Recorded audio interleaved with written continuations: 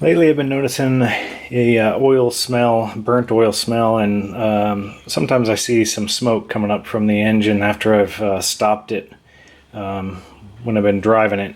And so I'm guessing that I've gotten an oil leak here in my valve cover.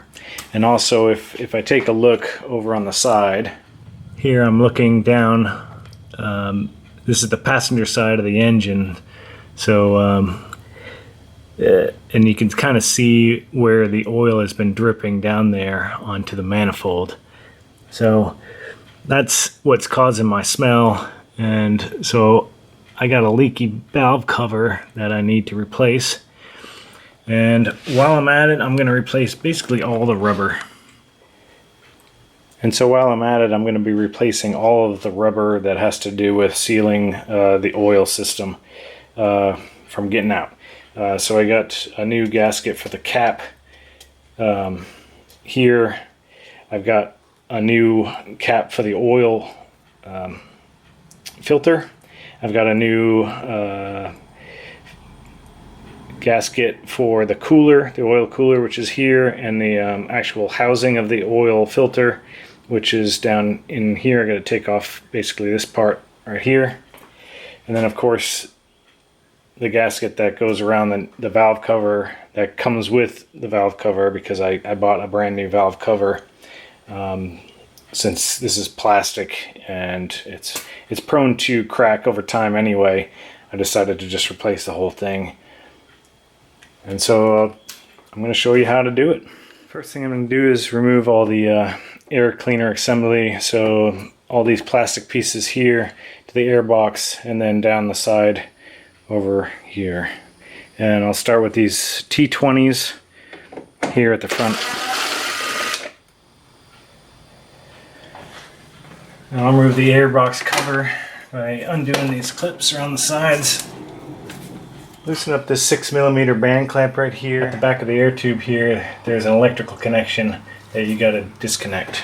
At the front of the air box, you can remove this plastic piece by some clips on the side. You just pull those out, and then you pull this plastic away. At the back of the airbox, there's some electrical connections connected to the metal plate. You gotta pull basically the grommets up to get them off of this plate, and then you can remove the plate with this lower box. And the lower part of the airbox, you just pull straight up, and it will come off of its grommets. There's some rubber grommets all the way around. There's 3 of them.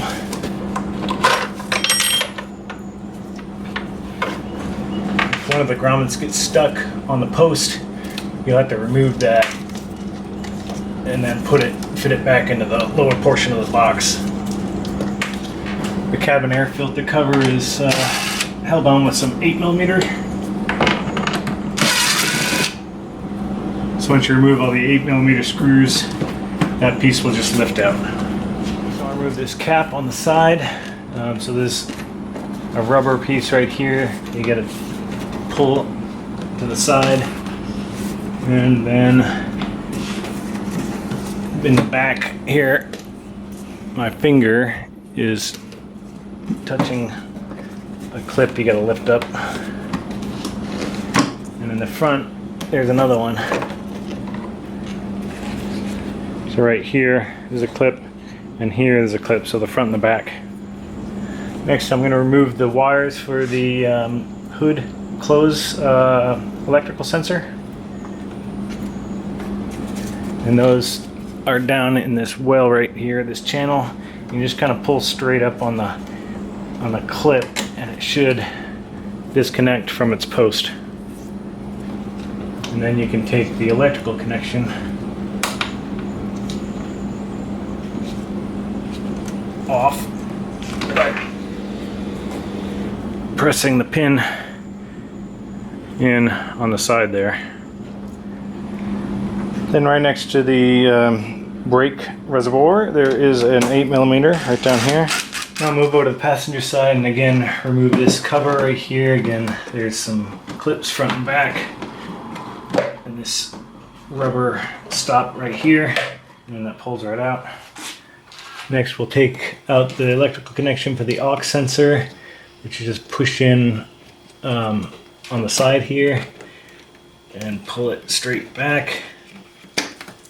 There we go.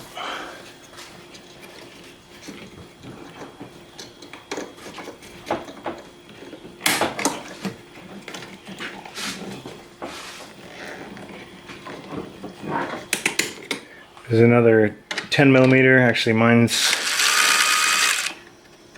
a screw with a Phillips head, so somewhere along the line that was probably lost and someone replaced it with a Phillips. But now this whole piece is pretty loose. So at the back there's just a couple more rubber pieces to disconnect here.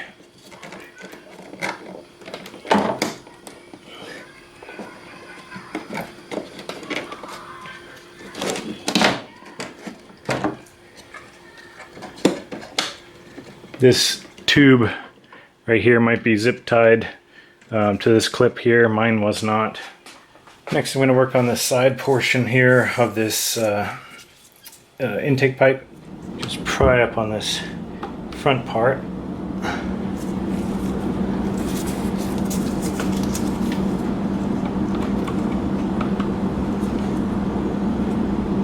And you can pull that electrical connection out. Then I should be able to pry these little teeth up slowly while I'm pulling away at this tube in order to get it to disconnect. On the bottom, it's hard to get to. There we go. Now that that's loose, I can pull it out. Next I'm going to remove this 10 millimeter on the side right there. Okay, as the intake pipe runs down here, at the front corner of the engine there is a Torx screw. Looks like a T20. Yep. And then that whole tube should, yep, it'll come right out. Next, in order to get these electrical wires out of the way, just kind of take off this top part. In the center of the windshield cowl, just turn this small thing right here, and you can actually get to that E16. Okay, for these cross braces, the two side ones are E16s, and then the center one is an E18.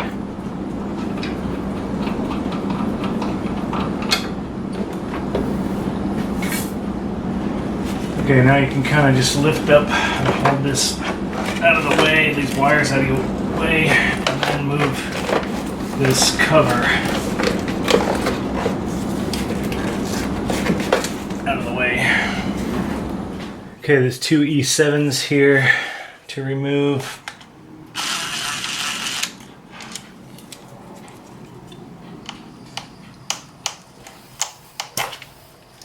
And you can take off this electrical connection as well. Okay, for this vacuum connection, if you have a pair of pliers like this, you can get in there and then squeeze the two sides and pull up. Next, I'm going to take out some of these electrical connections right here. So these are going to pop straight out, and then you can get to the actual electrical connector. Press in on the top here and then pull straight out. Okay, this metal bracket is a T30. One thing I'm going to do is I'm going to mark these connections with a pen here. They will only fit into the right into one of them, but I'm going to mark them so that I know which one went in the front and which one went in the back. So the one I marked here is for the front. The front here, if this the side of the valve cover. There's an electrical connection. You just press in on the front here and lift straight up. Okay, again on the side there's two vacuum hoses that are in these two holes right here, 1 and 2. Here's one of them I already took out. At the top there's a slit so you can stick a really small flathead in there as you're pulling on it to pry those vacuum hoses out of their connections that are like kind of embedded in there. Okay, Richard removed that stuff, this whole loom of vacuum hoses and electrical connections. You can set over on the other side near the intake. And next we're going to work on removing the spark plug, the igniters. And so I'll do those, and then we'll have to remove this wiring loom for all the coils. Okay, for the coils, there's an electrical connection. When you lift up on this top plastic part, the electrical connection will be able to pull out, and then you can pull the coil out. Okay, so next, once you get the coil packs out, those electrical connections will just sit there.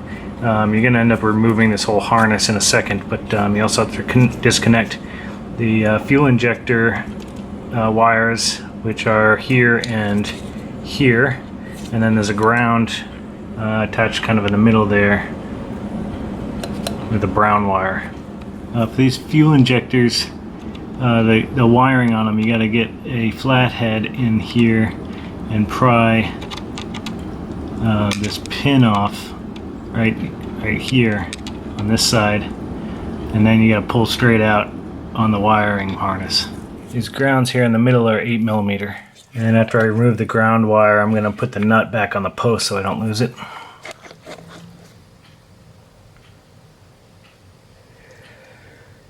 Okay, now you can this whole wire loom just kind of clips in here at the front. You kind of lift it up and away from its position, and then you can see it comes out. It's pretty loose now. And at the back there's a T20 right down here.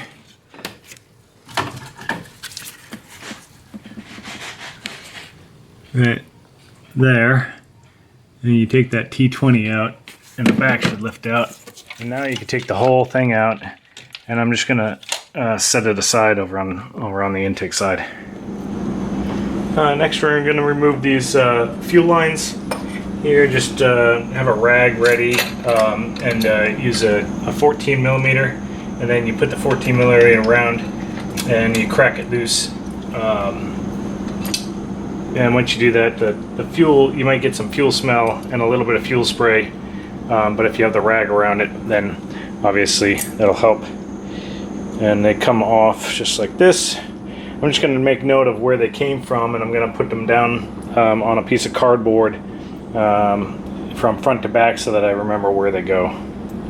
As I remove the fuel lines, I'm just using some zip ties and some fingers from some plastic gloves to cover up the holes to make sure that nothing goes into the fuel rail or the injector fittings. Okay, now it's just a ton of E12 bolts all the way around the valve cover and in the middle of the valve cover to remove, and they won't come out all the way because they're kind of embedded into the valve cover, so you'll seem like they want to come out, but they won't come out. So you just got to loosen them up all the way and then take the valve cover off.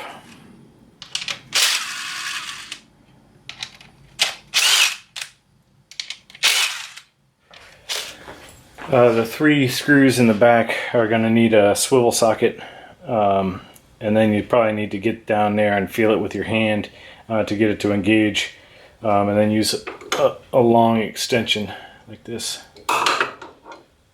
Once they're all off, hopefully it should, if you rock it around a little bit, it should lift out.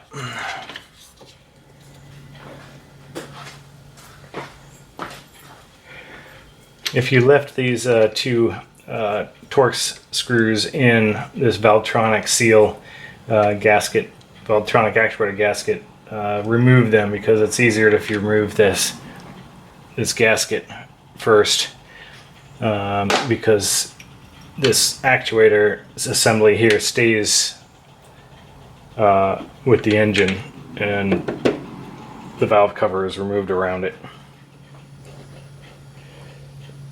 And so the gasket might stick a little bit, but you should be able to pry it off.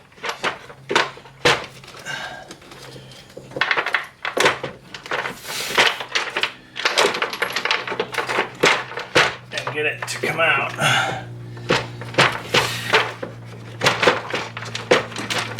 Come on.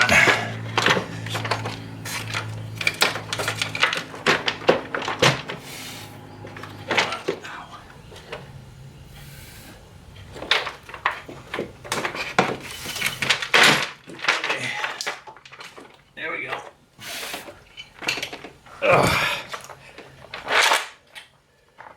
Jeez. Okay, because that valve cover was so hard to get out from under this cowl here, I'm going to remove this plastic piece, which requires me to take off the windshield wipers. There's some caps here that cover the looks like 14 millimeter, 16 millimeter nuts. So once you take off the nuts for the windshield wipers, you can just pop the windshield wipers off and then set that cowl, the plastic cowl, up on the lower part of the windshield. That'll get it out of the way. And then there's a couple of bolts here holding this center section on. So there's 3 10 millimeter bolts here in the center section. 1, 2 in the middle, and then 3 over here on the left. Once you take out those 3 bolts, actually there's 2 screws on the sides and a bolt in the middle, you can remove this center section of so it looks like molded fiberglass. Now over here, right behind where the valve cover is going to go, there is another piece of plastic that I'd like to be able to move back. I don't think I have to remove this though. There's a bolt or a nut right here, looks like a 10 millimeter. So I'm going to take that off, and then that'll allow me to maybe adjust the position of this piece of plastic so that I can move it back and out of the way temporarily while I put the new valve cover in. Okay, once that nut is removed, then yeah, you can lift up on this piece of plastic and then push it back, and that should give me plenty of room here to put the valve cover back in place without having it interfere.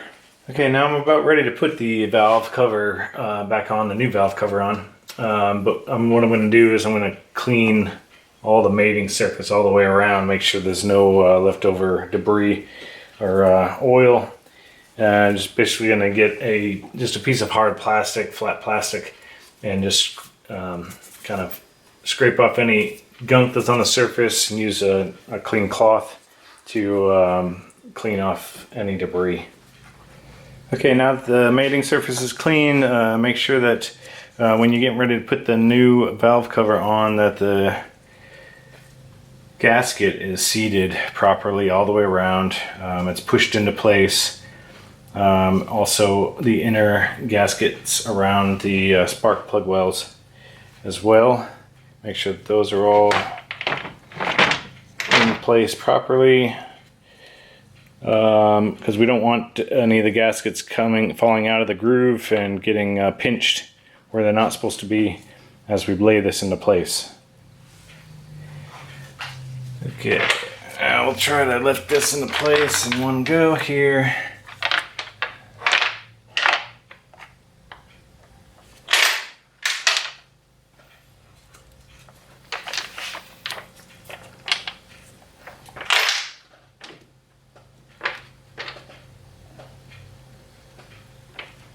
Not to scrape on anything as you're moving it into place.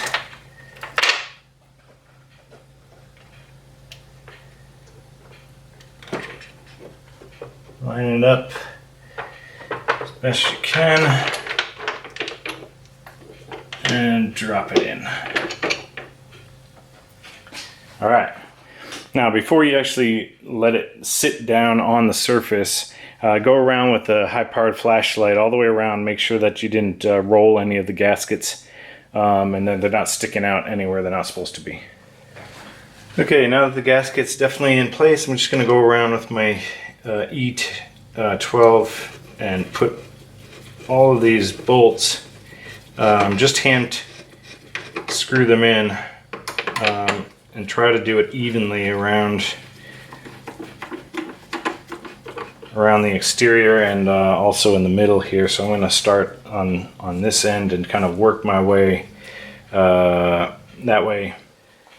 Okay, after the first time you go around, finger tighten them, then go back around and hand tighten them, and then eventually you'll end up tightening them down to 8.5 Newton meters here with the torque wrench. Okay, now we'll start putting back together all the fuel rails. So I'll put these back into position and make sure you thread them on by hand first, because you don't want to cross thread. Okay, once those are tight, there is a torque spec for these flare nuts, but I don't know what it is. So I just kind of took note of how hard it was to take them off, and I tightened it back up. Pretty much the same manner. Next, we're going to wrap this electrical bundle back into its position, and there's a groove in the back of the,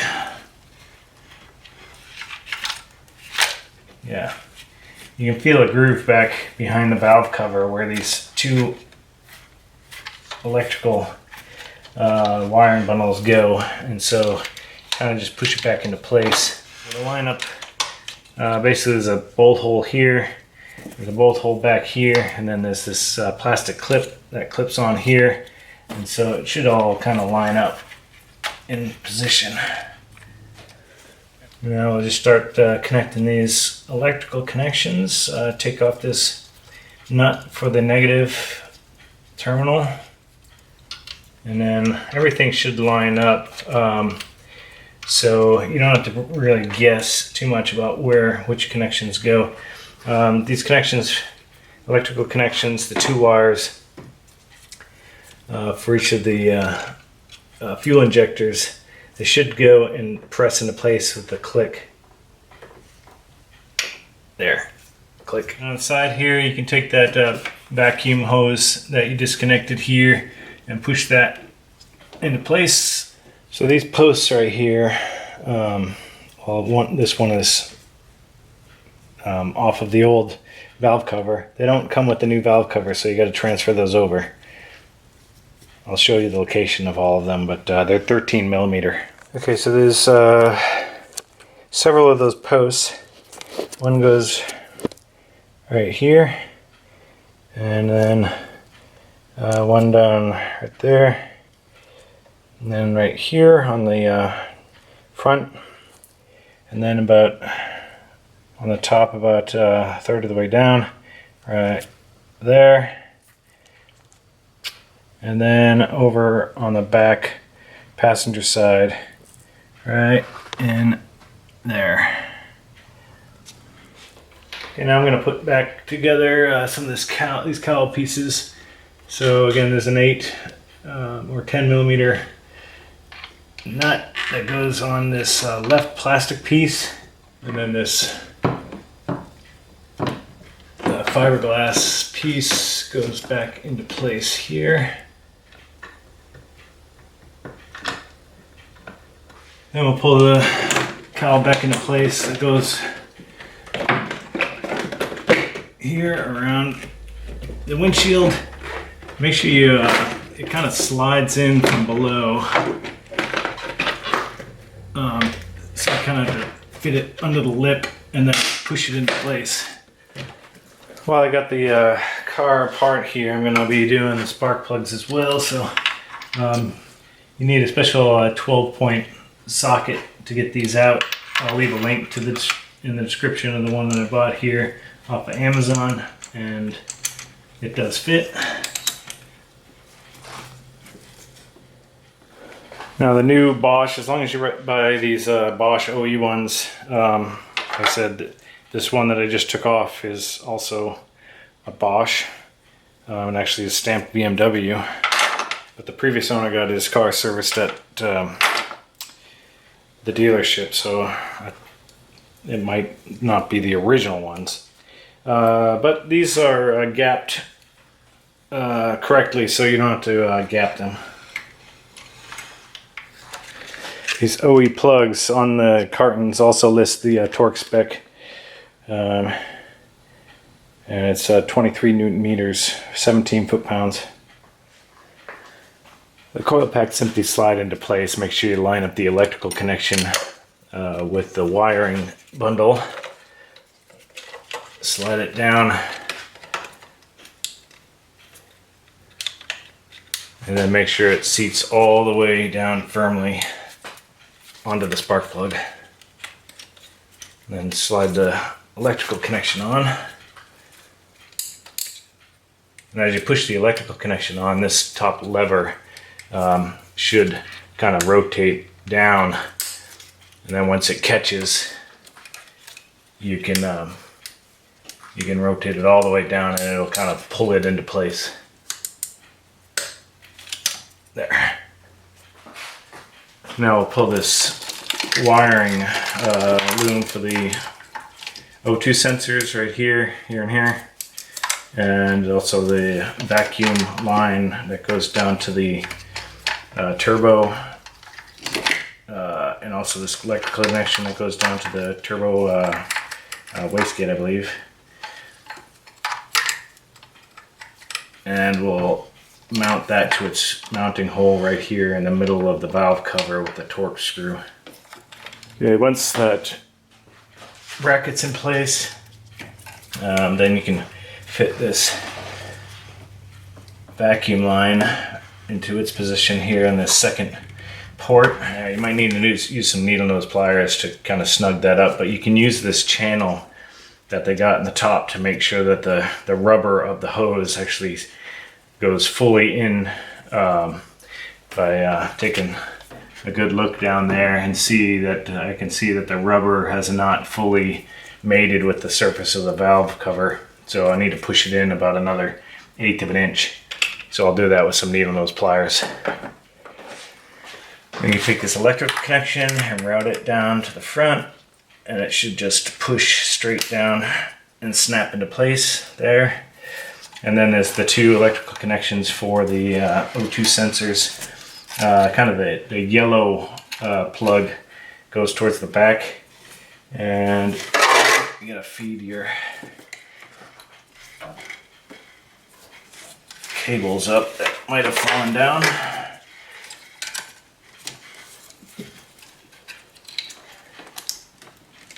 There's one and two, and then press them into this. They're going to be held into place by this bracket right there. Next we'll take this vacuum line and route it into place. It's just push it into this port right here.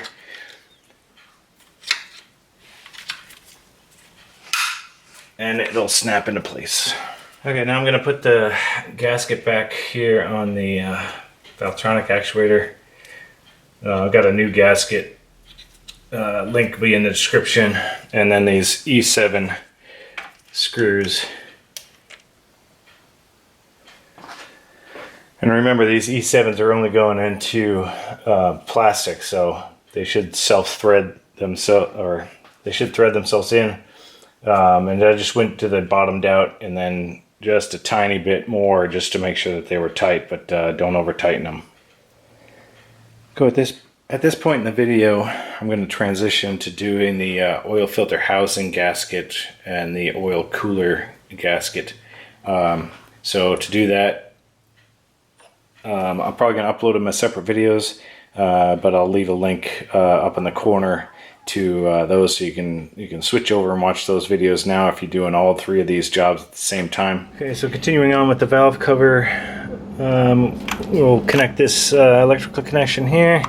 That just presses down into place. And now I'm going to start putting the engine bits and pieces back together. So I got this cowel that goes on.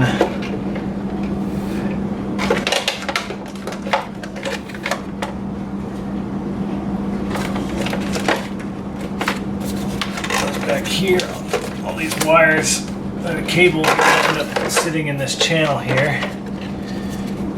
And those posts that we transferred over from the old one at a mounting point. So there's a one right here, I can feel it, and there's another one over here. And so it'll just kind of press into place on those mounting points. One right there, there, and then in the back, where are they? Oh, there we go, I felt one right there.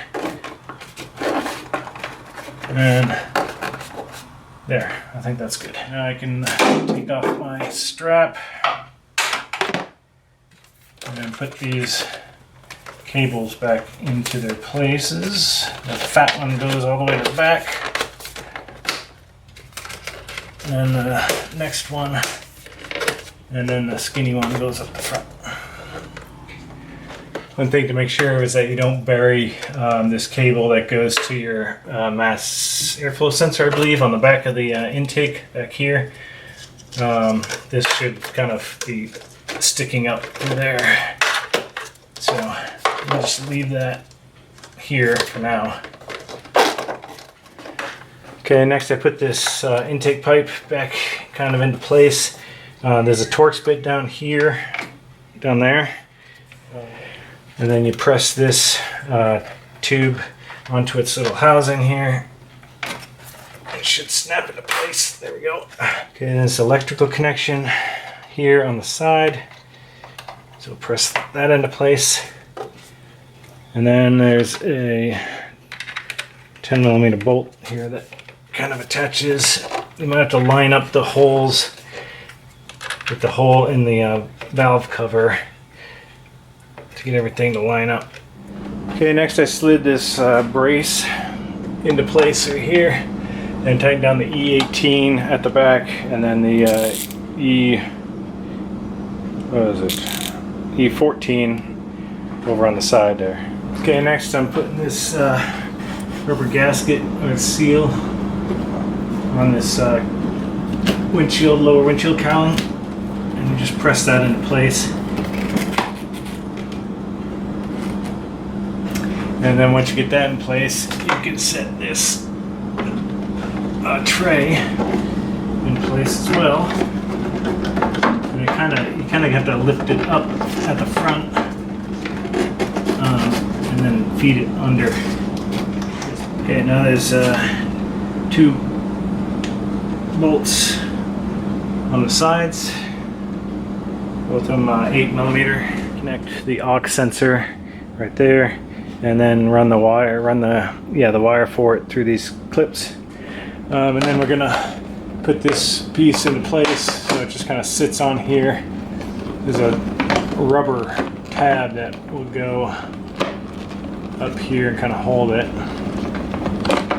but it also has these clips on the front and back.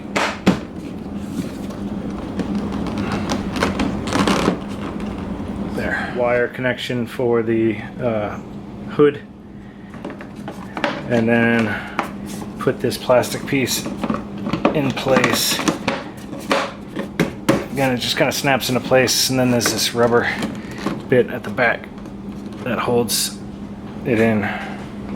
Now we'll get the cabin air cleaner, put that in place. There's some 8mm screws that hold it in. I almost forgot this little cover that goes over these wire looms and the cable, but you can kind of squeeze it in here with this cover on.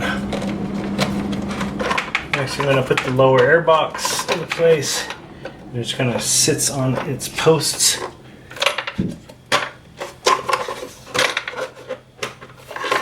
Make sure this cable again is not pinched back there.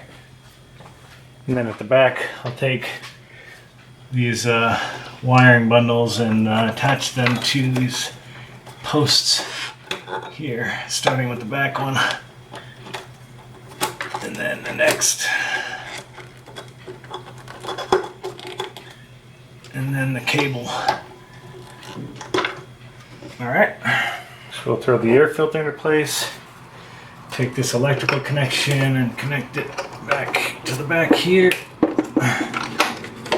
feed this into the back. There's a couple of clips, and then it will sit down on the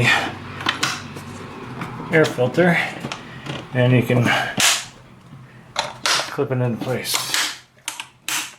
Then there's a 6mm band clamp there that will tighten up. And now we'll feed in this forward section of the air intake.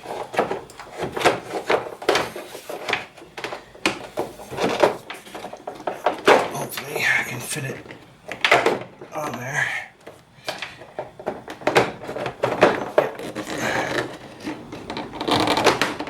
There we go. Clips into place. And then there's a couple of T20s that go through and hold it. And a final piece, we'll make sure we put this little cover back in place.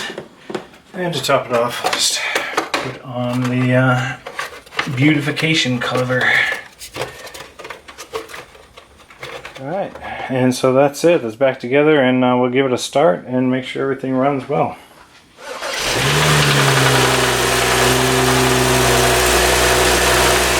Looks to be running well. I'll let it idle for a little bit, and I'll check all the normal spots for oil, making sure the oil's not leaking anywhere, and then we'll call it a day. Alright, so I let it idle for a while, and I checked for oil dripping, especially under here, and then along the side of the engine. Make sure it's not dripping over there. Of course, I'll keep checking over the next couple days, but for now there's no major leaks that are happening. So we can call that good, and it's another job done.